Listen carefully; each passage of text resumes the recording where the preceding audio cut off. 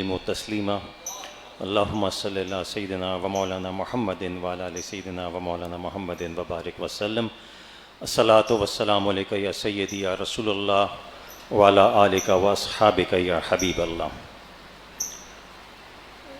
میں سب سے پہلے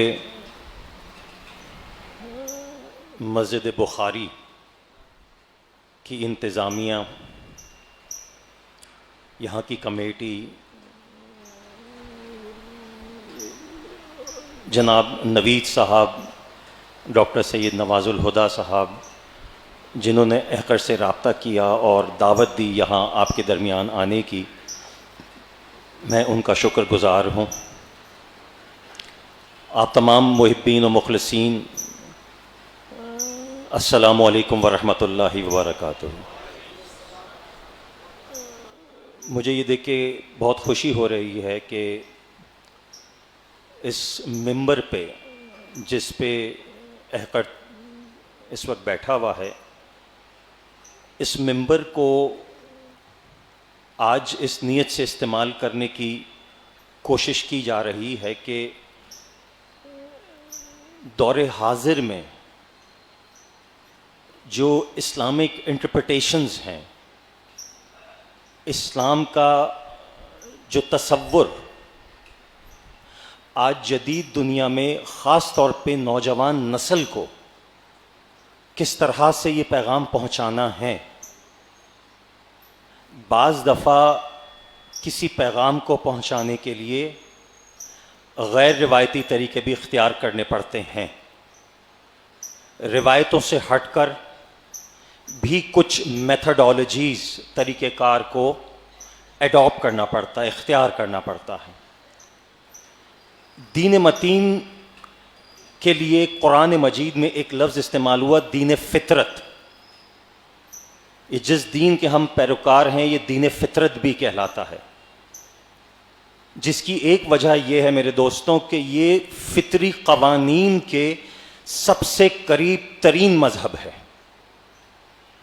یہ ایسا مذہب ہے کہ جس کو سمجھنے کے لیے، میں بہت بڑی بات عرض کروں، اس مذہب کو سمجھنے کے لیے کہ بہت کوئی کمپلیکس فلاسفیز ریکوائرڈ نہیں ہے، کسی بہت بڑے علامہ کی ضرورت نہیں ہے، حقیقتاً عرض کر رہا ہوں۔ یہ اتنا سادہ اور سمپل ریلیجن ہے کہ اگر کوئی شخص اپنے ذہن کا استعمال کر کر اپنی فطرت کے گرد نظر ڈالے تو خود بخود اس کا دل و دماغ کنونس ہو جائے گا کہ ہاں اللہ ایک ہے اور اس کے رسول اکرم صلی اللہ علیہ وسلم آخری نبی اس امت کو عطا کر دیے گئے ہیں۔ یہ آٹومیٹک کنکلوژن بلڈ اپ ہوگی۔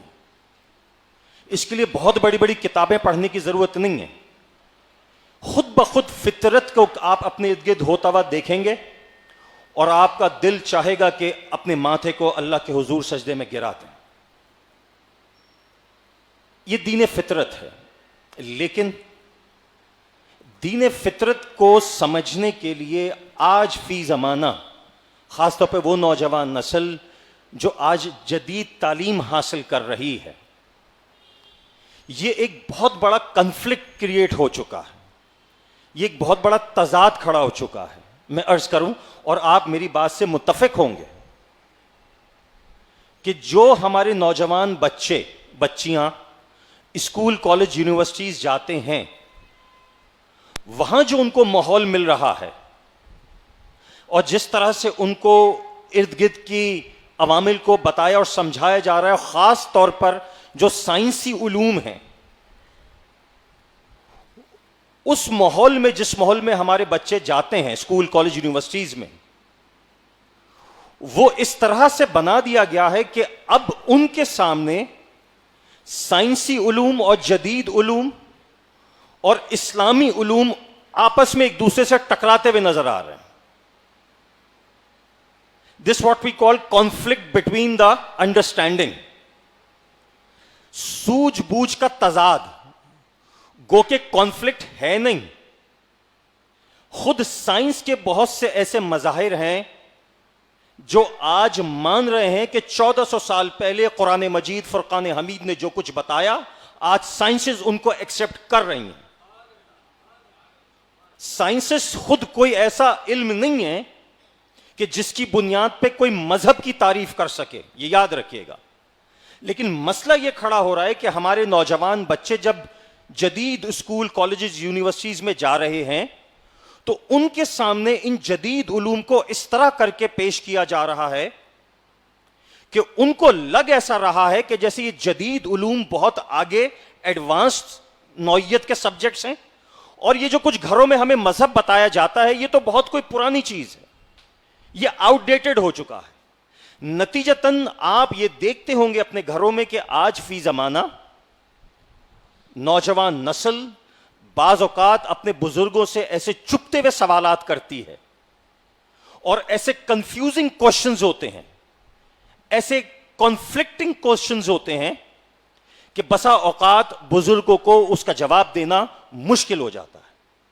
کیوں؟ کیونکہ وہ جدید نوعیت کے ایسے سوالات ہیں جو انہوں نے ان سبجیکٹ سے نکالے جو اسکول، کالج، یونیورسٹیز میں ان کو پڑھائے گئے.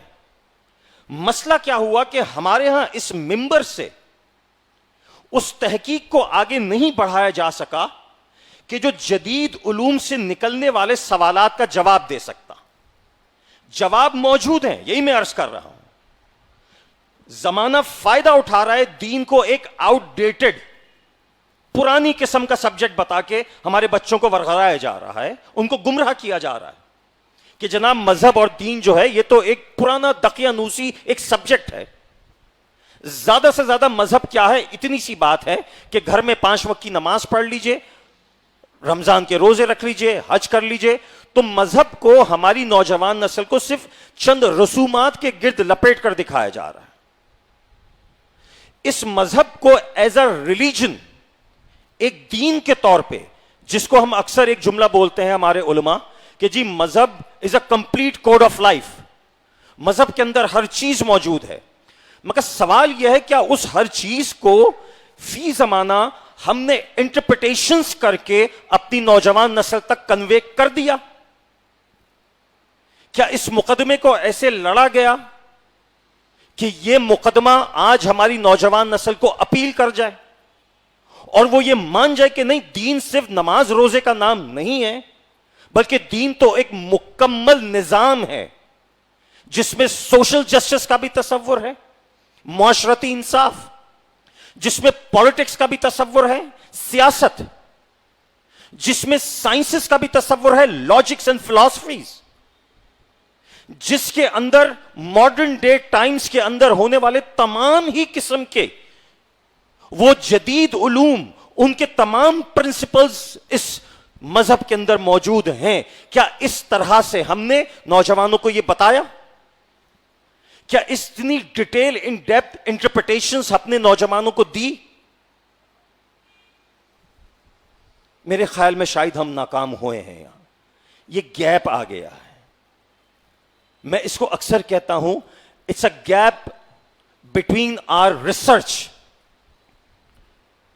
میں آپ سے عرض کروں، میں نے قرآنک اسٹڈیز کو کیا، میں ایک پڑھ کے دنگ رہ گیا.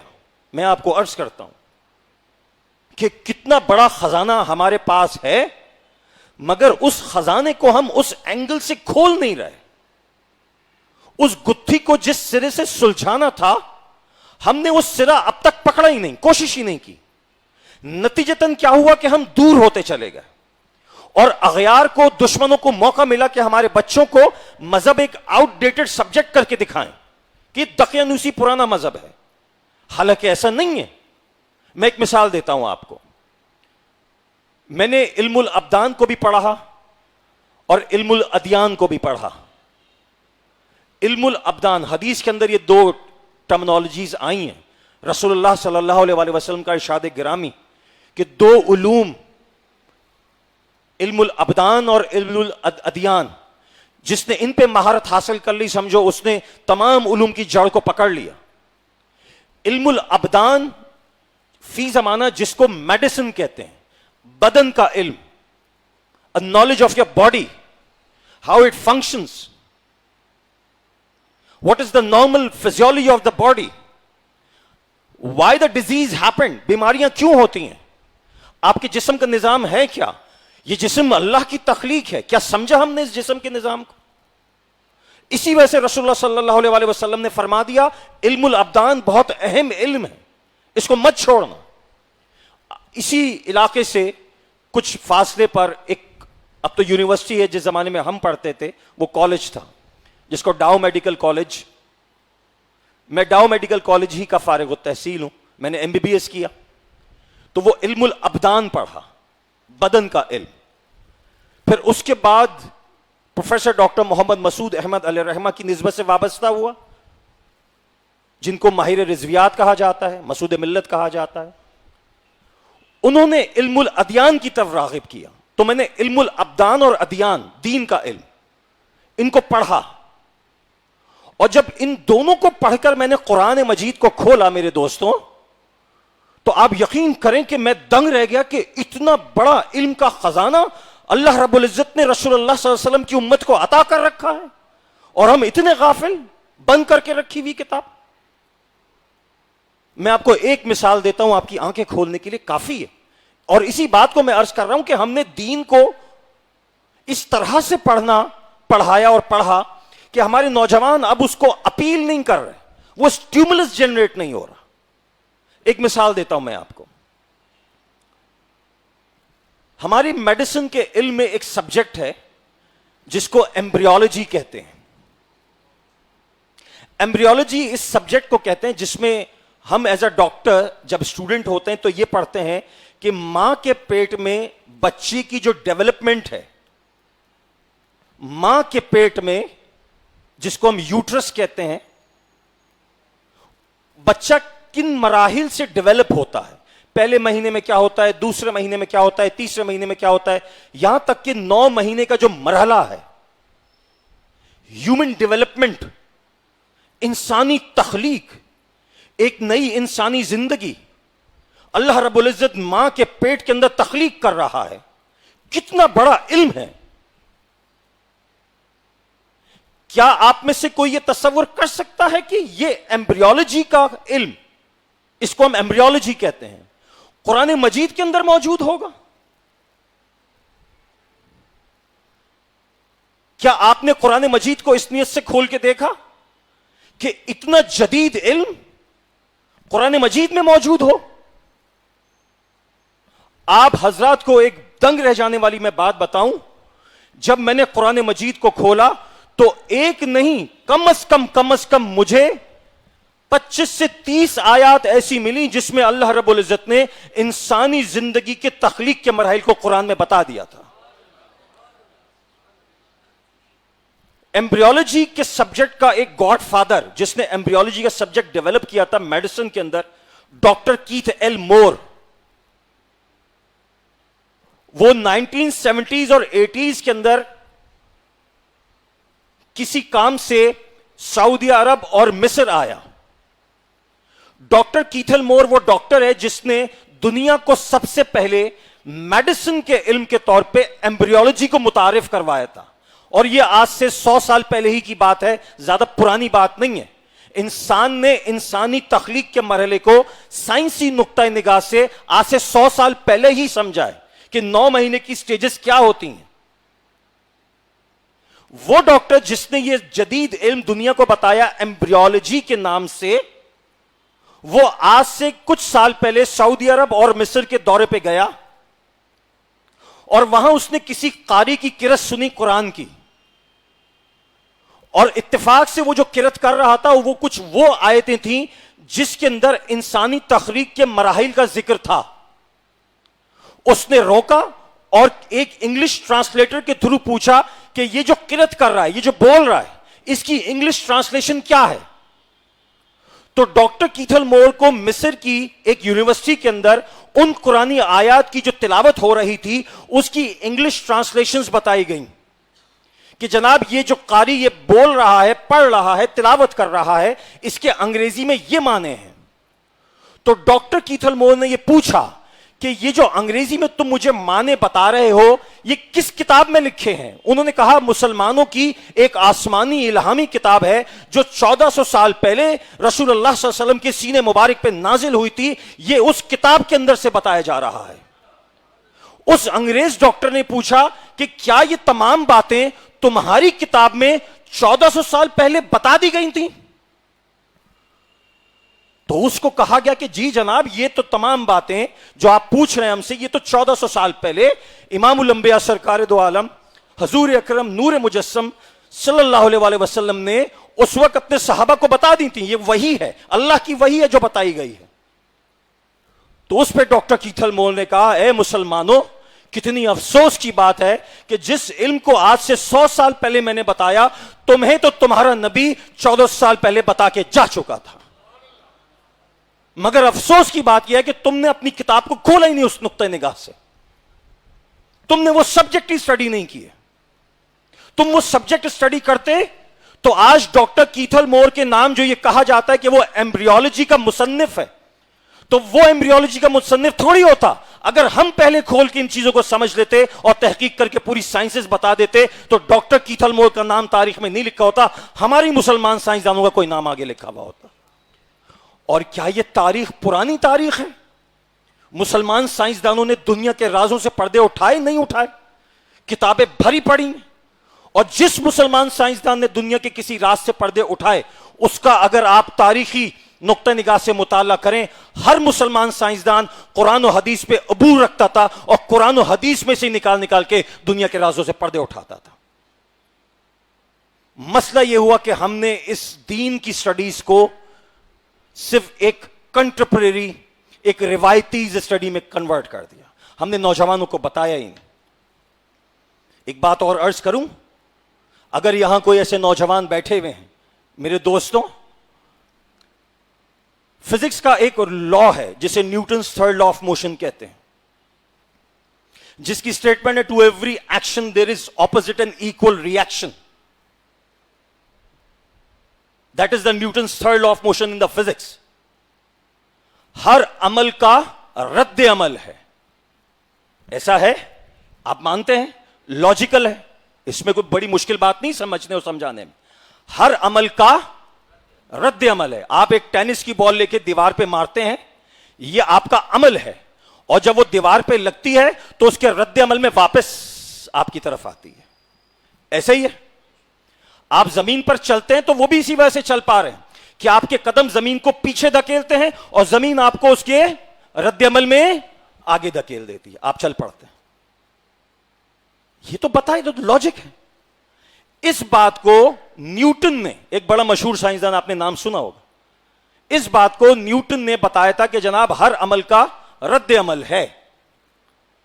اور نیوٹن بھی آج سے کوئی 200 سال پرانا سائنسدان ہے، اس سے پہلے یہ بات کسی کو نہیں پتا تھی.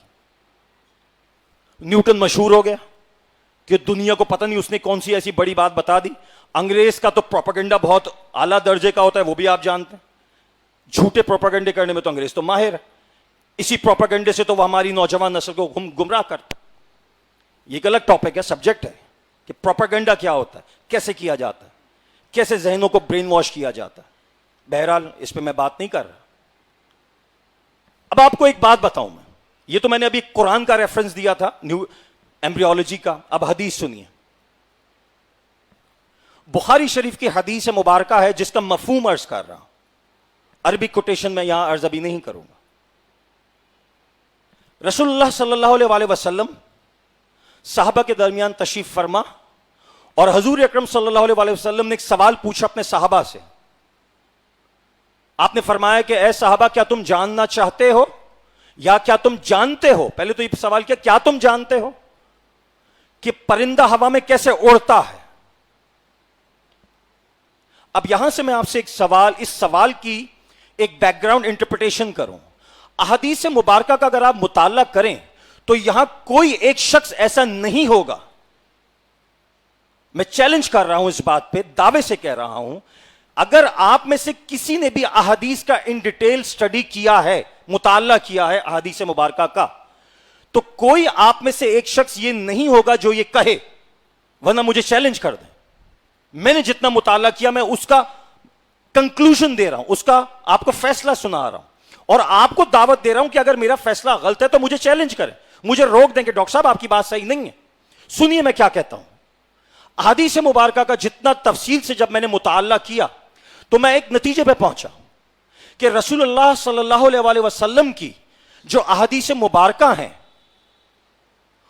اگر آپ ان کا مطالعہ کریں تو آپ اس نتیجے پہ پہنچیں گے کہ تمام ہی احادیث ایسی نہیں ہیں کہ جس میں صرف مذہب کو ڈسکس کیا گیا ہو. رسول اللہ صلی اللہ علیہ وسلم نے دنیا کو ڈسکس کیا ہے اپنی احادیث کے اندر.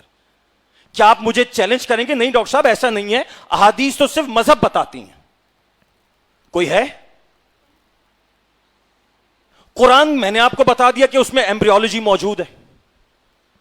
اب حدیث کا سن لیجئے. کوئی ہے یہاں ایسا کہنے والا کہ نہیں جی آپ کا یہ کنکلوژن، آپ کی یہ جو فیصلہ ہے کہ جی احادیث صرف ریلیجن کو ایکسپلین کرتی ہیں، مذہب کی تفصیل بتاتی ہیں، مذہب کے مسائل بتا رہی ہیں، بس اس سے زیادہ کچھ نہیں ہے احادیث میں؟ کوئی یہ کہنے والا ہے؟ اگر تو کوئی یہ کہنے والا ہے تو میں اس کی عقل پہ ماتم کروں گا کہ بھائی تم نے اتنا لمیٹڈ کر دیا، اتنا مقید.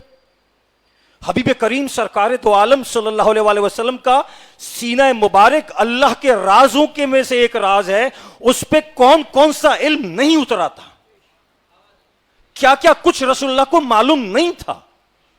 حضور اکرم صلی اللہ علیہ وسلم چاہتے تو رہتی دنیا تک جتنی سائنسی نظریات ہیں وہ ایک ایک کو کھول کر بیان کر سکتے تھے. اللہ نے ہر علم کو عطا کر دیا تھا، کوئی علم نہیں چھپا آپ سے. پھر کوئی یہ کہے کہ نہیں وہ صرف مذہب جانتے تھے، صرف مذہب کے اسلامی فقہی مسائل بس انہوں نے بتائے تھے، تو ایسے کہنے والے کی عقل پہ ماتم ہے کہ اپنے نبی کے علم کو خود مقید کر رہا ہے. حضور اکرم صلی اللہ علیہ وسلم اپنے صحابہ سے پوچھتے ہیں، بخاری کی حدیث، پھر کبھی ریفرنس کوٹ کر دوں گا اگر آپ کے سامنے کسی کو انٹرسٹ ہوا اس بات، کہ اے صحابہ کیا تم جانتے ہو کہ پرندہ ہوا میں کیسے اڑتا ہے؟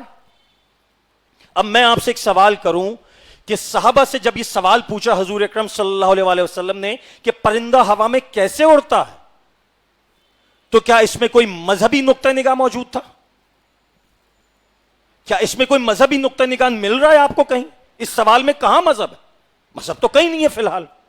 اچھا پھر کیا ہے؟ سنیں. رسول اللہ صلی اللہ علیہ وسلم صحابہ سے پوچھتے ہیں، صحابہ کیا تم جانتے ہو پرندہ ہوا میں کیسے اڑتا؟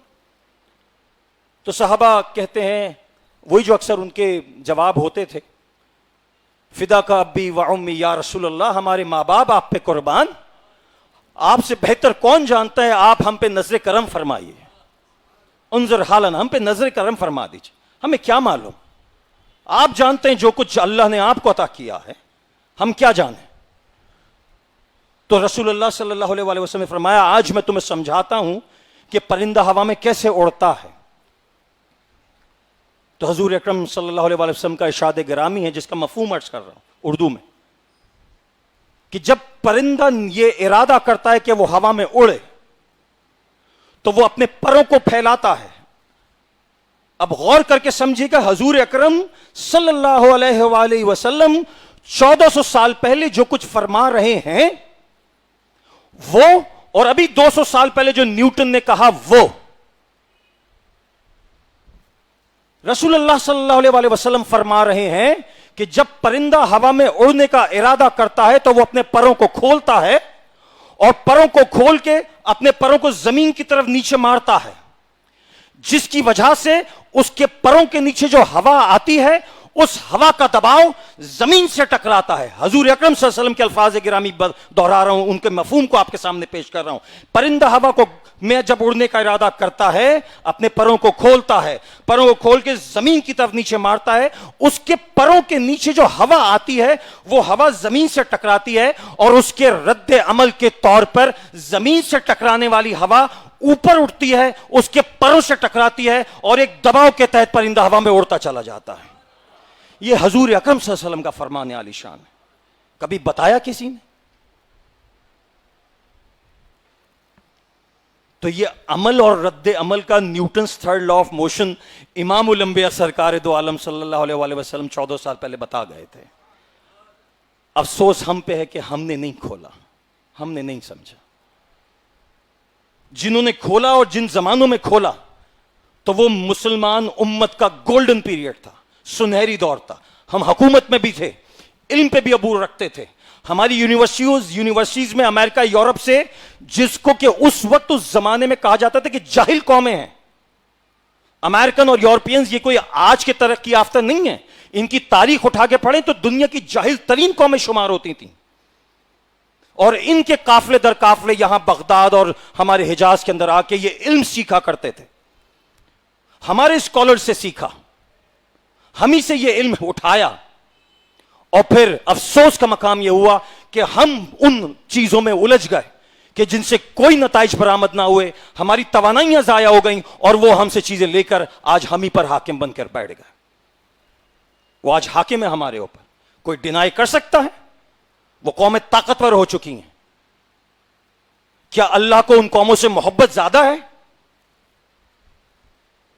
کیا مسلمانوں سے محبت نہیں ہے اللہ کو؟ ایک عجیب و غریب سوال ذہن میں میرے بھی آتا ہے کہ ان کو اتنی طاقت, ان کے پاس اتنی طاقت, جب جس ملک کا چاہے وہ اینٹ سے اینٹ بجا کے پھینک دیتے ہیں اٹھا کے, تو اللہ کو ان سے زیادہ محبت ہے؟ نہیں. اللہ نے اس دنیا کو اسباب پہ پیدا کیا ہے. جب جس قوم نے اسباب کو سمجھا اور ان اسباب کو اپنے کنٹرول میں لے کر آیا علم کی اور تحقیق کی طاقت سے, اللہ نے اسی قوم کو عزت دے دیا, وہ آگے بڑھتی چلی گئی. مگر میں ہاں یہ ضرور کہتا ہوں کہ انہوں نے جتنی محنت ان اسباب کے اوپر کنٹرول حاصل کرنے میں کی تو جا کے آج وہ دنیا کے حاکم بنے. میرا ماننا بہرحال یہ ضرور ہے کہ اس کی اگر آدھی ہمت اور محنت یہ امت کر جائے تو رسول اللہ صلی اللہ علیہ وسلم کی نسبت سے اللہ رب العزت پھر عزتوں سے نواز دیں گے. اگر کر جائے, اگر وہ قرآن اور حدیث ہم اس اینگل سے کھول لیں اور سمجھنا شروع کریں, اگر تو کر لیں. مگر سوال یہ ہے کہ وہاں تک, اس اجماع تک پہنچنے میں کتنا وقت لگے گا, کتنے ٹکراؤ آپس میں آئیں گے, کون کون سی ریزسٹنس کریٹ ہوں گی, کچھ نہیں پتا. نتیجہ یہی ہے کہ آج تتر بتر ہے. میں ایک بات آپ سے عرض کروں, یہ جو کچھ بھی بیک گراؤنڈ میں نے آپ کو بتایا, اس کا الٹیمیٹ کلمنیشن کیا ہے, میں نے کیوں یہ سب باتیں عرض کی. اب میں اس طرف آتا ہوں جس موضوع کے تحت میں آپ کی خدمت میں حاضر ہوا, میں اس موضوع کی طرف آ رہا ہوں. میرے دوستوں, اے رسول اللہ صلی اللہ علیہ وآلہ وسلم کی امتیوں, میں نے بہت کچھ مطالعہ کیا, پڑھا ریسرچ کے تھرو. امت کے زوال کے بہت سے اسباب ہیں, جس میں سے ایک میں نے ابھی بھی آپ کے سامنے عرض کیا کہ علم اور تحقیق سے پیچھے ہٹ جانا, اسباب و وسائل پہ کنٹرول چھوڑ دینا. یہ ہی میں نے ابھی ڈسکس کیا ہے آپ کے سامنے. اس کا کنکلوژن یہی ہے جو میں نے اب تک کی گفتگو کی, اور گفتگو کے اس آخری مرحلے میں جاتے ہوئے اب اس کا ایک فردر کنکلوژن کی طرف بڑھ رہا ہوں. اگر آپ مجھ سے یہ سوال کریں گے ڈاکٹر صاحب,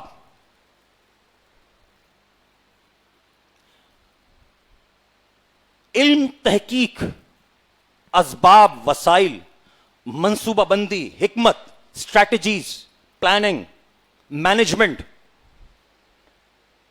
consensus in the leadership, chain of command, unity in command,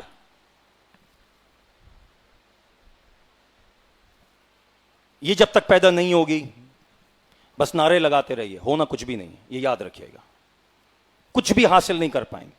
ہاں اتنا ضرور ہے کہ چھوٹے چھوٹے ٹکڑوں میں کوئی کسی پیر کا فالوور ہے, کوئی کسی تنظیم کا فالوور ہے, کوئی کسی جماعت کا فالوور ہے, اپنے اپنے پیر, تنظیم, جماعت, مدرسے, اس میں بٹ کے چھوٹے چھوٹے ٹکڑوں میں اپنے اپنے درجوں میں رہتے ہوئے جو کچھ بن پا رہا ہے وہ تو ہو رہا ہے, اس سے انکار نہیں ہے. آپ کے سامنے اس سے تو انکار نہیں ہے نا. بھائی ایک پیر صاحب ہیں, دین کی تبلیغ کرتے ہیں, بھائی کرتے ہیں, ٹھیک ہے, ان کے ماننے والے ہیں, فالوور ہیں, وہ ان کے طریقے پہ چلتے ہیں, بہت اچھا ہے, بالکل انکار اس سے نہیں ہو رہا. کام تو آج بھی ہو رہا ہے دین کا, اس سے کون کہہ رہا ہے انکار. میں تو بات کر رہا ہوں ایک کلیکٹو امپیکٹ کی جو پورے معاشرے کے اوپر حاوی ہو جائے اور ان سے طاقتیں لے کے واپس ہمارے ہاتھوں میں لیا ہے, میں اس کی بات کر رہا ہوں. یہ نہیں ممکن ہو سکتا کہ ہم چھوٹے چھوٹے ٹکڑیوں کے اندر اپنے اپنے برانڈز کے اندر رہتے ہوئے, میں بہت اہم بات کر رہا ہوں, اپنے اپنے برانڈز کے اندر رہتے ہوئے اپنی اپنی تنظیم، اپنا پیر، اپنا مدرسہ، یہ سب امپورٹنٹ ہے، بٹ اس سے اوپر جا کے آپ کو اور کچھ سوچنا پڑے گا، اس کے اوپر جانا پڑے گا. آپ نے ایک امت کے طور پہ سوچنا ہوگا اپنے آپ کو. میں پروفیسر ڈاکٹر محمد مسعود احمد علیہ رحمہ سے بیعت ہوں. میں نے ان سے بیعت ہونے کے بعد یہ نہیں سیکھا کہ میں اپنے نام کے آگے نقشبندی لگاؤں. میں بہت کلیئر بات کر رہا ہوں. لگا سکتا ہوں، وہ نقشبندی سلسلے کے بزرگ ہیں، لگا سکتا ہوں. میں نہیں لگاتا. میں نہ اپنے قبلہ مسعود ملت کی تعلیمات کو ایسے بیان کرتا ہوں کہ بس وہی ایک تعلیم دینے والے تھے اور کوئی نہیں ہو سکتا ایسا. ایسے کبھی بھی نہیں کیا، نہ ان کی یہ تربیت تھی. میں بات کر رہا ہوں حضرت امام ربانی مجدد الف ثانی کی میتھڈالوجی کی، کہ جنہوں نے اسلام کی خدمت کسی فرقے، کسی سیکٹ، کسی خانقاہی سلسلے میں رہتے ہوئے نہیں کی. ان کی خدمت پوری امت مسلمہ کو کور کرتے ہوئے دین اکبر اور دین الہی کو زوال پذیر کر کے امت محمدیہ صلی اللہ علیہ وسلم کی زوال کا نہیں بلکہ عروج کا باعث بن گئی تھی. وہ اس کو لے کے اوپر کھڑے ہو گئے تھے. وہ ایک پورا مشن تھا. آپ حضرت مجدد الثانی کی تحریک کا مطالعہ کریں، کہیں بھی آپ کو یہ چیز نظر نہیں آئے گی کہ وہ نقشبندی تحریک تھی، وہ قادری تحریک تھی، وہ چشتی تحریک تھی، یا وہ کوئی سہروردی تحریک تھی. ایسا کچھ نہیں ہے. ہمارے پیر عظام، سب کے پیر عظام سر آنکھوں پر عزت کے لائق، مگر جب بات دین کی آ رہی ہے تو یہ سب سے ماورا ہو کے سب سے اوپر. اس دین کو لاگو کرنے کے لیے آپ کا ویژن، امپورٹنٹ پوائنٹ دے رہا ہوں، اس دین کی نظام کو لاگو کرنے کے لیے آپ سب کا ویژن، آپ کی بصیرت، آپ کی پہنچ، آپ کی نظر اتنی بلند ہونی چاہیے کہ تمام اپنے اپنی خانقاہی اور مدرسے اور تنظیمات کو نیچے رکھتے ہوئے صرف رسول اللہ صلی اللہ علیہ وسلم کے دین مبارک اور ان کے دین کو قائم کرنے کے لیے آگے بڑھنے کی طاقت اپنے اندر پیدا کرنا چاہیے. یہ ہے وہ طریقہ. اور اس کا کنکلوژن فائنلی میں آج آپ کو دیتا ہوں، جس کے بغیر ہم آگے نہیں بڑھ سکتے. یاد رکھیے گا، میرے الفاظ لکھ لیں، میں اتنے وثوق سے، اتنی اعتماد سے یہ بات کر رہا ہوں کیونکہ اس تاریخ کا مطالعہ کرنے کے بعد میں اس نتیجے پہ پہنچا ہوں، اور دعوتاً کہہ رہا ہوں کہ لکھ لیں میری بات کو ریکارڈ پر. آپ اور میں اس وقت تک کامیاب نہیں ہو سکتے. دین کا درد رکھنے والے جو یہ چاہتے ہیں کہ دین کا نظام اس ملک کے اوپر لاگو ہو، اگر تو یہ آپ کی خواہش ہے، آپ یہ چاہتے ہیں کہ ہماری نسلیں ہماری ہاتھوں سے نہ نکلیں، آپ یہ چاہتے ہیں کہ آپ کے گھروں میں آپ کے بیوی بچے دین اسلام کے مطابق زندگی گزاریں، نہ صرف آپ کے گھروں میں گزاریں، جبکہ آپ جب گھروں سے باہر نکلیں تو باہر بھی دین اسلام کی برکتیں آپ کو نظر آ رہی ہیں. دین اسلام نے جو انصاف کے قوانین، سوشل جسٹس ان اسلام، اس پہ کبھی گفتگو ہوئی؟ سوشل جسٹس ان اسلام میں پیچھے بیٹھے ہوئے کسی عام انسان کے جو حق تلفی ہو رہی ہے، اگر وہ مجھ سے کھڑا ہو کے کہ ڈاکٹر صاحب آپ دین پہ بڑی بڑی باتیں کر رہے ہیں، میرا حق مارا جا رہا ہے اس شہر کے اندر، میرے جو سول رائٹس ہیں جو پاکستان مجھے دیتا ہے اس ملک کے شہری ہونے کے ناطے، مجھے وہ حقوق نہیں مل رہے، میرے ساتھ زیادتی ہو رہی ہے، کیا دین کوئی ڈیفینڈ کرنے کا لائے عمل دیتا ہے؟ Is there any system in Islam which gives the social justice methodologies? کیا میں اس بھائی کو، اگر کوئی کھڑے ہو کے مجھ سے یہ سوال کرے، کیا میں اس بھائی کو یہ تسلی دلا سکتا ہوں میرے دوست، ہاں دین کے اندر پورا نظام موجود ہے کہ جب تو باہر نکلے گا تو تیری املاک اور تیری جان و مال کا تحفظ دین اس طرح کر کے تجھے دے گا؟ کیا یہ کچھ ہم نے بتایا اس امت کو، اس قوم کو؟ کیا یہ ڈسکشنز کبھی ہوئے ہمارے ممبر سے؟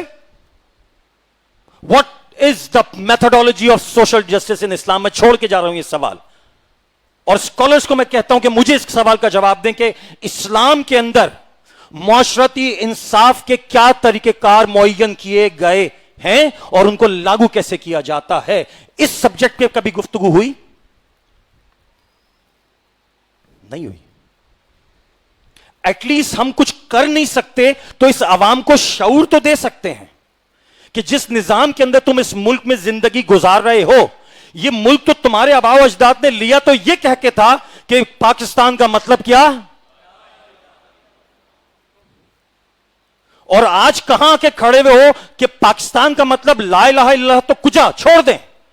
ہماری تو اپنی نسلیں ہمارے ہاتھوں سے نکل رہی ہیں. اس ملک میں یہ ہو رہا ہے. تو کیا آپ اپنے آپ سے سوال کرنے میں حق بجانب نہیں ہیں کہ ہم کہاں کے کھڑے ہو گئے 73 سال بعد اس ملک کو لے کر؟ کیا اللہ رب العزت سے ہم نے کوئی بددیانتی تو نہیں کر دی؟